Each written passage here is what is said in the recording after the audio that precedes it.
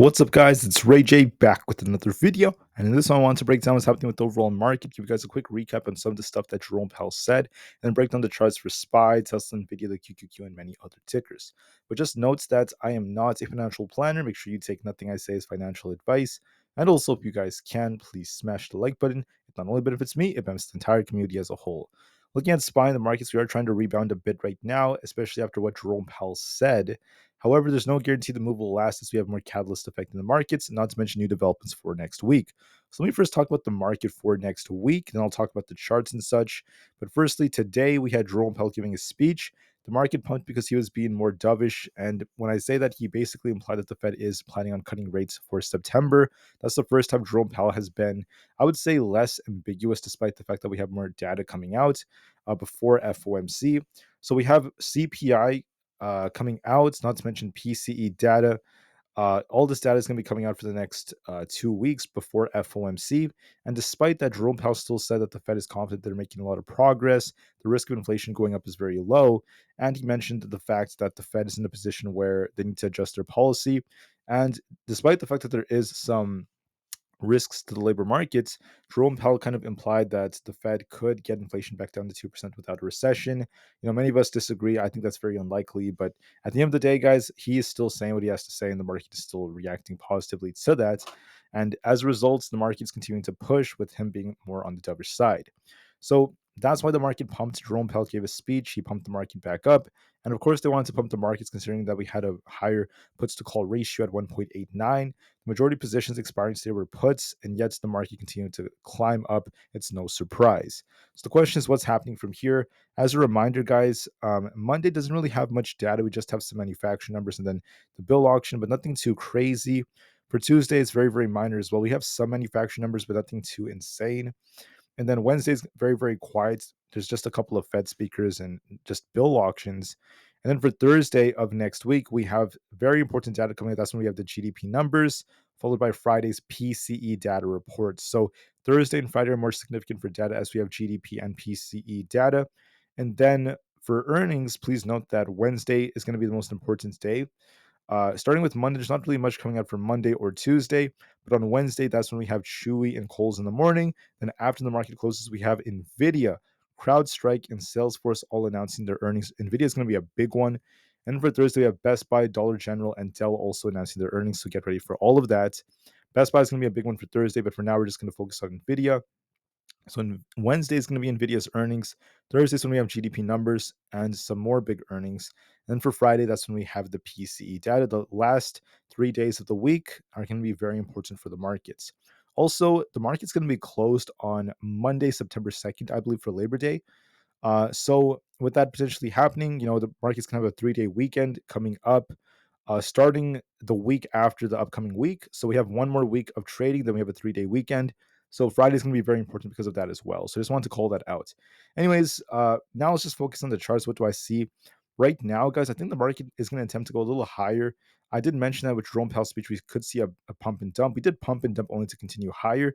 So we're not, we're not ready to see this big dump quite yet. We're remaining more bullish, and I think there's a good chance the market will continue to climb. I think that on the 4-hour, we haven't completed this move. I'll be watching to see how we react to 563. So far, every time SPY touches that, we reject. So I think we could retest it, and we'll see if we reject off 563, or if we go a little bit higher to 565. It is possible we go a little bit higher, but just note, I don't expect the market to break out much higher than that. So I think the market's going to get stopped at one of these resistances, whether it's 563 or 565, and we're going to be looking for a substantial pullback by at least 10 plus points. I think it's going to be coming very, very soon. And I think that the pullback phase is about to start. It depends on what kind of reaction we get by Monday, if we break the highs or not. So just know for now, we may push a little bit higher, but there's going to be a rug pull coming at either 563 or 565, very close to that area, in my personal opinion. The last time we had 565, we did see this big rejection. And just note that SPY is really struggling at these resistance levels. The resistance is very, very tough. We got an inside candle inside of the bearish engulfing candlesticks. So that suggests to us that there's tough resistance. So I think resistance is going to get very, very tough with the bearish divergence that's been developing. And I suspect what's going to happen is SPY will attempt to push one more time. We are more bullish for the time being. we're going to be looking for 563, if not 565, but then there's a risk of rejection of one of those levels. For Nvidia, it's the same thing. Now, Nvidia might try to push a little bit higher towards that 130 area, but with earnings coming out, we have to be very careful. We'll see if we try to break through this because generally before earnings, we do see Nvidia push a little bit. So it might push just a bit. We'll see if we could break past 132. If that ends up being the case, then we could see Nvidia try to get back above this resistance up here. If we break 132, we could technically try to push up for the 136 area, but that depends on a lot of different factors. So we'll see how things go. I think we may pop a little bit, then we'll see if we come back down to fill some of these gaps. With earnings coming up, I wouldn't be surprised if Nvidia pushes just a little bit, and then we'll see what kind of reaction we get to the 132 area. Bitcoin's trying to push. We hit about 65,000. It is possible to go a little bit higher off the inverse head and shoulders heading into next week, but there's no guarantee the move is going to last. We could still see this thing reject off either 65,000, maybe a little bit above that. So look for a little bit more upside, and we'll see if we get that rejection phase. So we'll give this a little bit more time. For ES is trying to push a little bit higher as well to about 5650. It is possible it tries to break down, goes up to about 5680 or so. I think it could go a little higher, but then we'll be watching to see if you reject. Every time we were between 5650 and 5700 historically, we do reject off that range, very close to that area. So we're going to be entering a very tough resistance if we do try to break out higher. I think we will break out a little bit higher, but then resistance might get in the way and slow things down for the markets. For other factors out there, we have Tesla. Tesla's attempting to rebound, getting back above its resistance. So I think going into next week, there's going to be a little bit of a push coming to Tesla. I think we may attempt to get to this resistance right here. So right here, Tesla may attempt to rally just a little bit more to about the 223 area, which is where we have this yellow trend line. And I think that there's a good chance we might be approaching this resistance. So notice that we did reject off this multiple times. So there might be a chance that we come back up here and we could be approaching 223 or so, and we'll see how Tesla responds to that. But I think we might try to push a little bit higher. We'll see if we reject, but look for that very, very carefully. For the QQQ, we're in a range right now. This is looking a little bit weaker than SPY. It may attempt to get back up in the 480s, but we'll see if it could hold above 480 or not. I suspect it may push a little bit higher into like 480 to 482, and we'll see if we get a rejection. But I still think that there is a risk of rejection looking at the bigger time frames. I'll break down more details about this possibly in my later video, but just notes that we're still at resistance. Apple's at this 227 area, 227 to 228 is kind of tight. If you reject off this, we'll be looking for a test of 225 next week.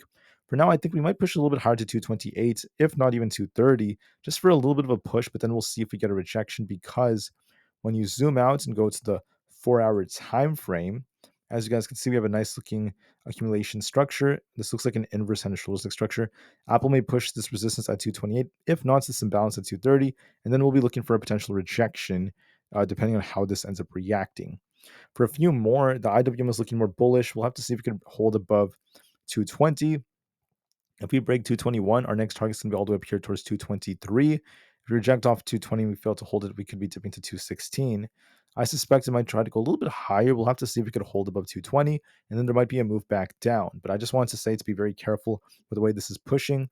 This push thanks to Jerome Powell and also because of other factors. So just be mindful of that. Amazon's starting to turn. We have kind of like a head and shoulders like structure developing. If we lose 175, we're looking for a dip to 172. And if we break past 180, 178, we'll be looking for 180. I suspect it might push for 178 and consolidate, but I still think there's a head and shoulders developing, and this might end up dipping to these imbalances later on to the 172s. Meta has a very similar setup. Notice how we had this head and shoulders, left shoulder ahead and right shoulder right here, and that played out very nicely. We're also looking more bearish on the PPO. So we're barely at support at 524. If that fails, this will be dipping back down to 520. We'll see if that ends up being the case off this bearish divergence and double top. So this looks a little bit more bearish. It looks like it's going to be dipping down to 516. Microsoft might also kind of turn. We have a slanted head and shoulders. If we don't hold above 420, there's a risk of us dipping down to about 408. And I do suspect that's very probable for next week. And then for Google, we're kind of on a bit of a downtrend right here. We need to hold above 168 to turn back up. Otherwise, 166 is coming. I think we're just range bound for now. So I'm seeing a little bit of weakness, but it hasn't really lost key support yet. So we'll have to give it some time. My view of the markets is we look bullish. We're going to try to push a little bit higher, but There's no guarantee we break key resistance, and I have a feeling that resistance is going to be very tough as we get closer to all-time highs on SPY. So I suspect that whether we get to all-time highs, even if we try to break them a little bit, the market's not going to push much more, guys. It's just a few more points, and I think there's going to be a top forming for a temporary pullback. I still hold that view. So for now, watch the market push a little bit higher, and we'll see what kind of reaction we get. I thank you all so much for listening. I want to make this video nice, short, sweet, and simple for the weekend. Enjoy the weekend, guys. I'll be back tomorrow for another update, but I want to just cut it from here. Thank you for listening. Have a great day and peace out.